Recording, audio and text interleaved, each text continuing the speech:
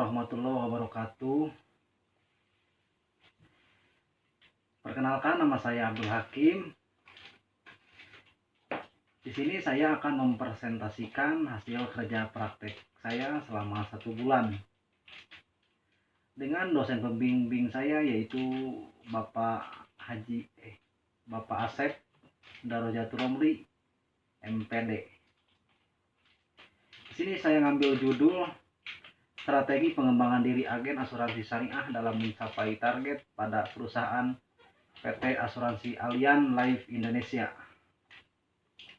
Langsung aja ke latar belakang. Setiap orang di dalam usaha mengejar kesejahteraan, baik kesejahteraan jasmani maupun rohani, mulai memiliki resiko yang mungkin akan terjadi dalam perjalanan hidupnya, baik kecerobohan dan manusia itu sendiri.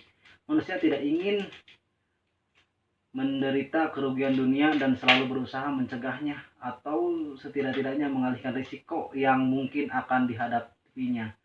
Usaha mengalihkan risiko itu baru dirasakan sasarannya setelah tujuan mengalihkan risiko dilakukan melalui perjanjian, yaitu perjanjian pertanggungan, lebih banyak dikenal dan dipakai dengan kata asuransi. Perusahaan asuransi merupakan lembaga keuangan non-bank yang mempunyai peran yang tidak jauh berbeda dari bank, yaitu bergerak dalam bidang layanan jasa yang diberikan kepada masyarakat dalam mengatasi risiko yang terjadi di masa yang akan datang. Allianz merupakan salah satu penyedia asuransi dan manajemen aset terbesar di dunia yang berdiri pada tahun 1890. Berdasarkan nasabah dan mitra penjualan, Allianz adalah salah satu komunitas keuangan terkuat dengan operasi yang tersebar di 70 negara. Salah satunya adalah di Indonesia. Lebih dari 88 juta nasabah perorangan dan korporasi mengandalkan pengetahuan, jangkauan global, kekuatan modal, serta soliditas Allianz untuk menghindari dan menjaga diri terhadap resiko. Di sini saya memilih PT Asuransi Allianz Life Indonesia sebagai tempat kerja praktek, karena saya ingin tahu bagaimana cara kerja perusahaan asuransi dan bagaimana strategi para agen atau karyawan asuransi dalam mencapai target yang telah ditentukan oleh perusahaan. Langsung saja, di sini ada gambaran umum perusahaan. Allianz berdiri pada tahun 1980. Kemudian Allianz hadir di Asia Pasifik pada tahun 1910. Kemudian Allianz hadir di Indonesia. Allianz hadir di Indonesia sejak tahun 1981 dengan membuka kantor perwakilan di Jakarta. Selanjutnya pada tanggal 21 Desember 1981, Allianz mendirikan perusahaan asuransi umum joint venture PT Asuransi Allianz Utama Indonesia.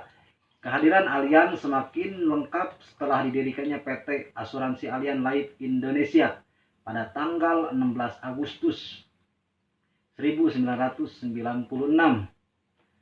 Dengan demikian, Allianz di Indonesia terdiri dari 2 perusahaan asuransi yang menawarkan solusi terlengkap, meliputi asuransi umum, asuransi jiwa, asuransi kesehatan, dan dana pensiun.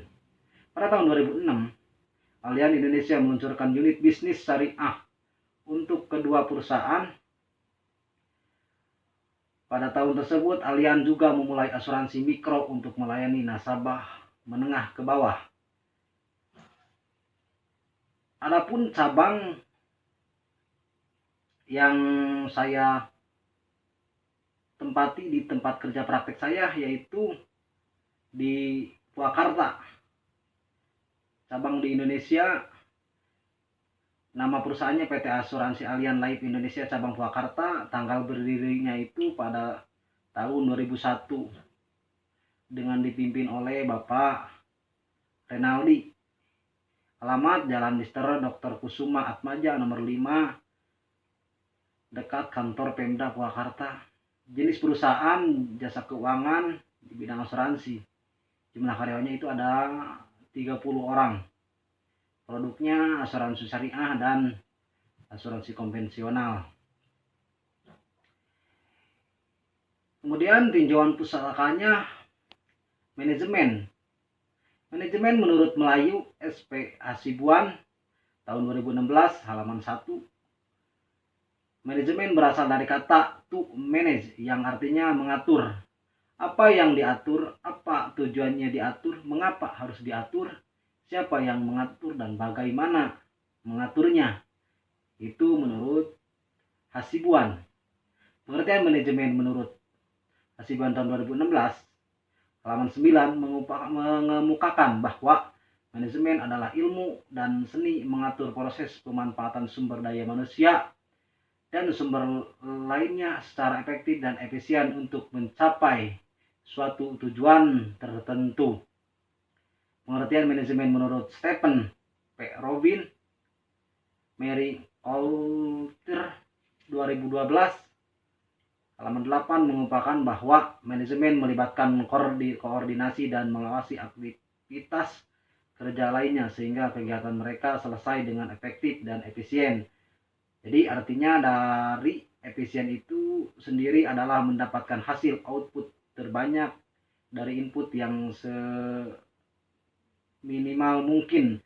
Sedangkan efektif adalah melakukan hal yang benar, yaitu melakukan sebuah pekerjaan dan dapat membantu organisasi mencapai tujuannya.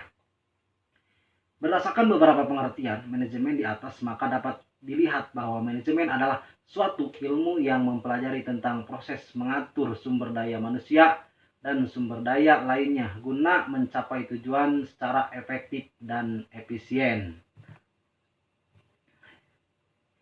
Manajemen sumber daya manusia, pengertiannya menurut I. Komang Ardana tahun 2012 halaman 5 mengemukakan bahwa manajemen sumber daya manusia adalah proses pendayagunaan manusia sebagai tenaga kerja secara manusiawi agar semua potensi fisik dan psikis yang dimilikinya berfungsi maksimal untuk mencapai tujuan.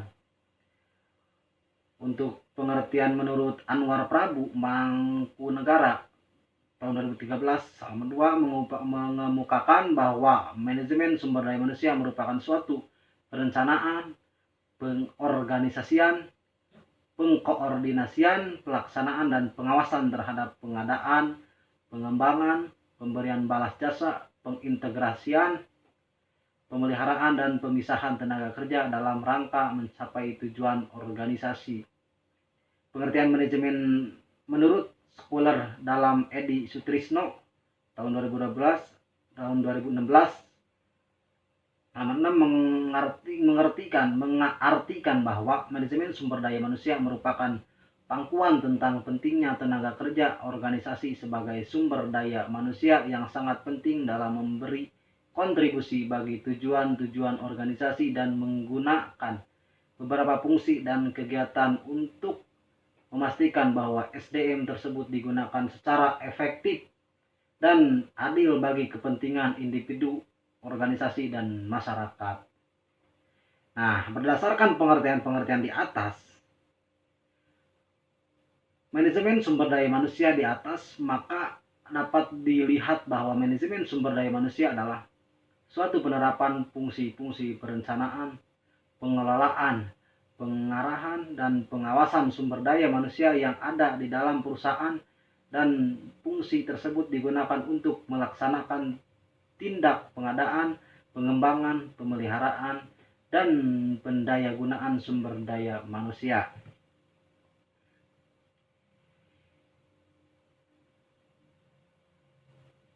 Langsung saja ke rank teorinya. Menurut Waldi Novriansyah tahun 2014 halaman 9, asuransi syariah adalah suatu perjanjian di mana seseorang penanggung mengikat diri kepada seseorang tertanggung dengan menerima suatu premi untuk memberikan penggantian kepadanya karena suatu kerugian, kerusakan atau kehilangan keuntungan yang diharapkan yang mungkin akan dideritanya karena peristiwa yang tak tertentu atau yang tak tentu. Menurut Hashimi Ali 2002 halaman 91, agen asuransi adalah seorang atau badan hukum yang kegiatannya memberikan jasa dalam memasarkan jasa asuransi kepada nasabah. Peran seseorang agen asuransi syariah juga sebagai orang yang mengenalkannya, menginformasikan dan menjelaskan kepada masyarakat apa itu asuransi. Menurut Hadari Nawawi tahun 2003 halaman 289, pengembangan diri merupakan usaha yang dilakukan secara formal dan berkelanjutan untuk sebuah perubahan nilai-nilai sikap dan motivasi kerja terjadi pada seseorang. Menurut Taufik Amir tahun 2011 halaman 168, strategi adalah pendekatan secara keseluruhan yang berkaitan dengan pelaksanaan gagasan, perencanaan dan eksekusi sebuah aktivitas dalam kurun waktu tertentu. Sedangkan menurut Ahmad Juntika Nur Ihsan 2005 halaman 37, strategi pengembangan diri merupakan pilihan tindakan yang akan memberikan manfaat dan keuntungan yang lebih luas dengan cara menunda kepuasan sesaat. Langsung aja ke tujuan kerja praktik. Apa sih tujuan kerja praktik yang diadakan oleh kampus? Yang pertama itu ada tujuan umum, yang kedua ada tujuan khusus. Tujuan umum menambah wawasan dan ilmu pengetahuan mahasiswa. Karena ilmu yang diperoleh di bangku perkuliahan akan lebih bermanfaat bila diaplikasikan pada instansi atau perusahaan. Yang kedua, tujuan khususnya itu ada 4. Yang pertama, membangun mahasiswa yang siap dalam menghadapi permasalahan dan tantangan dunia usaha, serta memiliki kemampuan dalam menganalisis permasalahan dalam lingkungan teknologi, mendapatkan pengetahuan dan pengalaman sesuai dengan disiplin ilmu di lingkungan kerja sebenarnya sehingga mampu memberikan umpan balik berupa perkembangan ilmu di dalamnya. Yang ketiga itu melatih mental mahasiswa untuk selalu siap dan tanggap dengan kondisi yang ada di lapangan kerja. Nah, yang keempat yaitu memahami bagaimana cara kerja asuransi dan bagaimana pengembangan diri para agen dalam mencapai target yang telah ditentukan oleh perusahaan. Untuk metodenya, metode penulis. Data yang digunakan dalam penulisan ini terdiri dari data primer, yaitu data diperoleh secara langsung dari hasil wawancara berupa tanya jawab langsung dengan orang yang berwenang mengurus para agen asuransi untuk selanjutnya diolah sesuai dengan kebutuhan penelitian. Nah, yang kedua ada data sekunder. Nah, data sekunder itu diperoleh dari buku-buku, skripsi, jurnal yang berhubungan dengan masa penelitian. Setelah itu dianalisis menggunakan metode deskriptif kualitatif, yaitu bentuk uraian terhadap subjek yang diamati. Selanjutnya pembahasan disimpulkan secara deduktif, yaitu menarik kesimpulan dari pernyataan yang umum menjadi pernyataan yang khusus. Nah, untuk tugas-tugas yang dilakukan selama saya kerja praktek di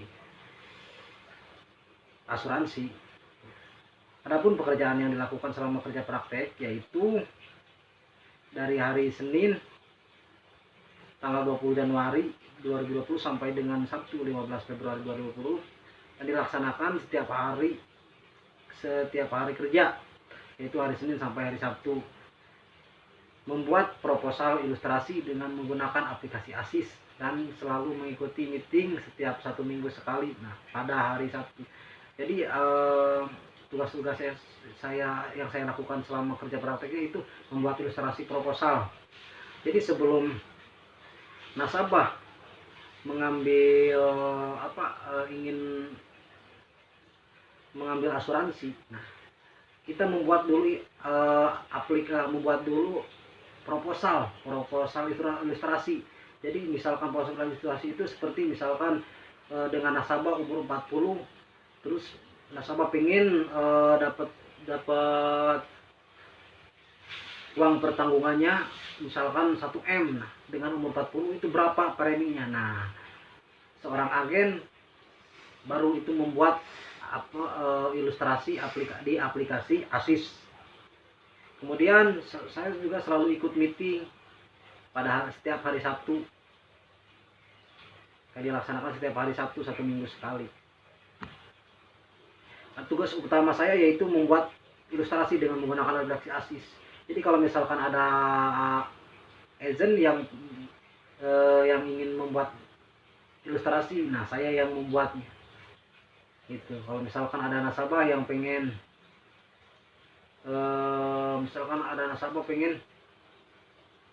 ambil asuransi, misalkan asuransi, kan ada asuransi syariah ataupun asuransi konvensional. Nah, situ saya yang membuatnya. Kalau misalkan nasabahnya dengan umur 30 pengen misalkan pengen uang pertanggungannya itu kalau misalkan terjadi resiko misalkan 500 juta, nah dengan umur 30 berapa premi yang harus dibayarkan per bulannya gitu. Tugas pendukungnya itu diawali dengan memperkenalkan diri pada penempatan bagian kerja praktek dan menjalankan apa yang akan dikerjakan atau perintah pembimbing lapangan dan mengikuti meeting setiap minggu sekali pada hari Sabtu. Nah, di sini ada masalah yang saya ambil dari judul,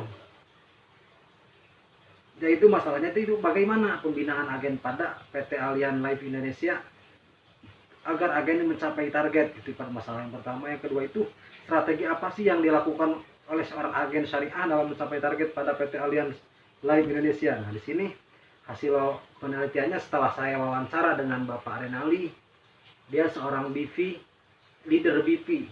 Jadi dia yang kepala kantor cabang Allianz di Purwakarta, itu Bapak Renaldi. Setelah saya wawancara, yang pertama itu untuk pembinaan agen asuransi PT Allianz Life Indonesia agar mencapai target itu, yaitu pertama itu mengarahkan ke briefing. Jadi maksudnya seorang BP membantu para agen asuransi untuk meningkatkan jumlah nasabah dengan menawarkan produk asuransi yang telah dihasilkan oleh perusahaan, sehingga agen asuransi dapat memperoleh target yang telah ditetapkan oleh perusahaan. Nah itu yang itu pertama itu briefing. Jadi setiap hari itu para agent itu di briefing dulu sebelum melakukan bertemu dengan nasabah.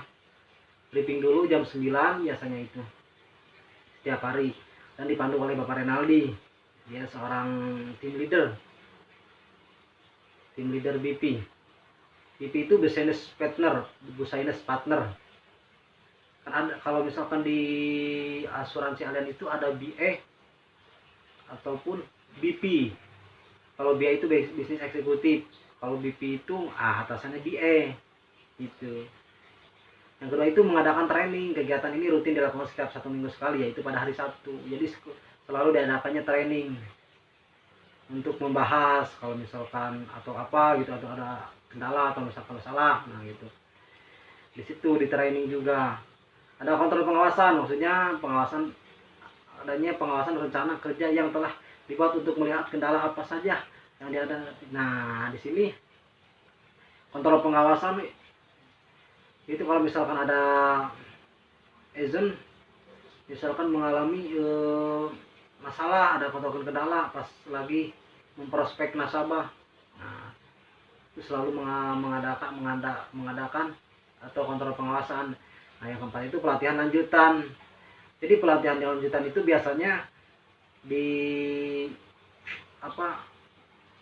dibuat 1 bulan sekali oleh Bapak Renaldi. Dia mengundang trainer atau yang udah lama gitu di asuransi. Dia yang mengundang supaya memotivasi para agent-agent yang baru gitu untuk pelatihan lanjutan itu. Nah, dari pembinaan di atas, maka pengembangan diri seorang agen asuransi itu dapat dilakukan dengan cara sebagai berikut. Katanya yang pertama itu seorang agen harus banyak belajar. Di samping mendapatkan pelatihan dari perusahaan, hendaknya seorang agen juga memperoleh pelatihan di luar perusahaan, seperti mengikuti pelatihan terhadap kemampuan untuk memasarkan dan menjual produk asuransi. Yang kedua, dalam mengembangkan kepribadian, seorang agen harus banyak bergaul dengan para penjual produk asuransi yang ahli. Nah, jadi harus banyak bergaul. Jadi biar kita tahu gimana sih cara memproses nasabah, gimana sih cara kita misalkan kalau mau ngobrol dengan nasabah yang baik dan benar gitu, sikap yang baik dan benar gimana gitu. Nah, kita harus banyak bergaul dengan para penjual produk asuransi yang udah ahli, udah lama, udah senior gitu. Yang ketiga, mengikuti pendidikan di luar perusahaan seperti pendidikan tentang teknik dan kiat-kiat dalam memasarkan produk asuransi. Nah, ini belajar ilmu marketing. Jadi seorang agent itu harus belajar ilmu marketing benar-benar. Soalnya itu intinya kita harus bisa ngobrol, bisa ngomong, menginformasikan supaya nasabah itu tertarik dengan produk yang kita jual. Yang keempat, memahami keahlian dalam mempengaruhi nasabah agar dapat memahami penjelasan tentang asuransi. Nah, mendalami keahlian kita dalam cara mengobrol, dalam terus memahami produk-produk yang kita jual supaya tidak ada kesalahpahaman dalam menyampaikan gitu. Ini menyampaikan informasi biar nasabah tidak kecewa kalau setelah kita mengambil asuransi tersebut gitu. Nah, untuk masalah yang kedua, strategi yang dilakukan seorang agen syariah dalam mencapai target pada asuransi PT Allianz Life Indonesia. Nah, setelah saya wawancara dengan agennya ada Ibu Untin, ada Ibu Yati, ada Ibu Yani, ada Pak Mumu, ada Pak Lili. Nah, saya wawancara, setelah itu terdapat bagaimana sih cara untuk strategi pengembangan diri seorang agen. Nah, di sini saya menemukan yang pertama, melakukan pendekatan kepada calon nasabah. Jadi kita sebelum prospek itu kita harus dekat dulu kepada nasabah. Itu. Jadi biar tidak segan gitu kalau misalkan udah dekat sama nasabah. Jadi ngobrolnya juga enak gitu. Yang kedua, mengetahui keinginan nasabah terhadap produk asuransi. Nah, ini kita menjual produk itu harus apa yang dibutuhkan seorang nasabah gitu. Produk apa sih yang dibutuhkan seorang nasabah yang ini misalkan gitu. Kita harus mengetahui gitu. Yang ketiga, memperbanyak hubungan relasi dengan kerabat, saudara, rekan kerja, lain-lain, kunjungan ke perusahaan-perusahaan lain. Nah, yang keempat, melatih gaya berbicara. Nah, ini kita harus melatih gaya berbicara kita. Bagaimana sih cara menyampaikan produk-produk asuransi kepada nasabah yang baik dan benar gitu. Bagaimana sih sikapnya kalau misalkan kita berbicara di depan nasabah gitu. Itu ada training-trainingnya. Itu selalu diberikan oleh Bapak Renaldi. Dia seorang leadernya. Dia yang memimpin asuransi cabang asuransi Allianz yang ada di Purwakarta. Yang kelima, memberikan informasi mengenai keuntungan apabila mengambil salah satu produk asuransi PT Allianz Life Indonesia cabang Purwakarta. Nah, itu jadi memberikan informasi bahwa kalau misalkan kita mengambil asuransi di Allianz, misalkan dapat keuntungannya gini gitu. Yang keenam, mengikuti program-program pelatihan untuk meningkatkan motivasi kerja. Nah, yang ketujuh, menerapkan SOP, standar operasional perusahaan, itu harus ya. Yang kedelapan itu selalu bersikap jujur dengan sesama rekan kerja atau atasan agar dapat dipercaya oleh rekan kerja dan atasan. Nah, itu penting karena itu integritas. Nah, adapun setelah saya itu yang bisa saya sampaikan dari materi masalah-masalah dan masalah-masalah dan itu jawabannya setelah saya hasil wawancara saya dengan Bapak Renaldi dan timnya agennya. Nah, di sini saya akan mengambil kesimpulannya yaitu ada dua kesimpulan ini. Kesimpulan yang pertama itu pembinaan agen asuransi PT Allianz Life Indonesia cabang Purwakarta agar mencapai target adalah dengan mengarahkan briefing yang tadi ya, berupa pemberian motivasi, mengarahkan tujuan kerja agen dan karyawan, membuat rencana kerja harian, melakukan evaluasi kerja setiap pagi, mendengarkan keluhan dari agen dan karyawan dan hal-hal lain yang dianggap perlu dibahas dalam briefing ini. Lalu mengadakan training, membentuk kepribadian agen agar dapat bekerja sesuai dengan komitmen perusahaan. Kemudian mengkontrol pengawasan untuk melihat kendala apa sih yang dihadapi oleh agen di lapangan. Nah, gitu. Selanjutnya pelatihan lanjutan untuk agen cukup memiliki wawasan dan pengalaman mengenai asuransi PT Allianz Life Indonesia. Nah, yang kedua, strategi yang dilakukan oleh seorang agen asuransi syariah dalam mencapai target pada PT Allianz Life Indonesia adalah membuat database prospek seperti mengumpulkan referensi sebanyak-banyaknya, membuat rencana kerja, jadwal untuk memprospek dari referensi yang telah ada, serta menjaga polis-polis nasabah. Nah, ini yang penting, berarti kita harus menjaga polis-polis nasabah. Kalau misalkan telah menjadi nasabah asuransi Allianz, nah kita harus menjaga nasabah itu. Kita kalau bisa seminggu sekali gitu kita kontak nasabah supaya nasabah selalu ingat dan selalu bayar polis yang telah dia beli. Nah, itu. Tidak ter, terus serta menjaga polis-polis nasabah yang telah menjadi nasabah Allianz. Nah, tidak tercapainya target oleh agent PT Allianz Life Indonesia disebabkan kurangnya kemampuan komunikasi agent. Nah, jadi tidak tercapai targetnya yaitu jadi kurang komunikasinya itu terhadap nasabah. Jadi nasabah kurang puas apa yang dijelaskan oleh seorang agent. Nah, itu. Untuk sarannya saya ada 2 saran. Yang pertama itu saran untuk perusahaan, yang kedua saran untuk fakultas UBP. Saran untuk perusahaan, untuk PT Allianz Life Indonesia cabang Purwakarta. Jadi pelatihan-pelatihan yang telah diadakan PT Asuransi Allianz Life Indonesia tampaknya belum maksimal karena masih ditemukan beberapa agent yang belum mampu mencapai target. Oleh sebab itu perlu adanya pengembangan karir di luar perusahaan, baik dalam maupun luar negeri, sehingga terciptanya sistem pembinaan dan pengembangan yang baru dari luar perusahaan dan menjadi penunjang untuk memotivasi agen-agen asuransi agar timbul semangat kerja yang efektif. Yang kedua itu saran untuk Fakultas Ekonomi Bisnis Universitas Buana Purwakarta Karawang, itu agar memperluas jaringan kerjasama dengan perusahaan-perusahaan besar yang ada di kawasan ataupun di daerah Karawang, guna untuk mempermudah mahasiswa untuk memilih penempatan kerja praktek dan untuk menambah wawasan yang luas tentang dunia industri. Dan diharapkan untuk mahasiswa yang berstatus pekerja dan kuliah tidak diwajibkan untuk mengikuti kerja praktek karena mahasiswa sudah mendapatkan ilmu dari dunia kerjanya masing-masing. Nah, berikut adalah foto kegiatan selama saya kerja praktek di PT Asuransi Allianz.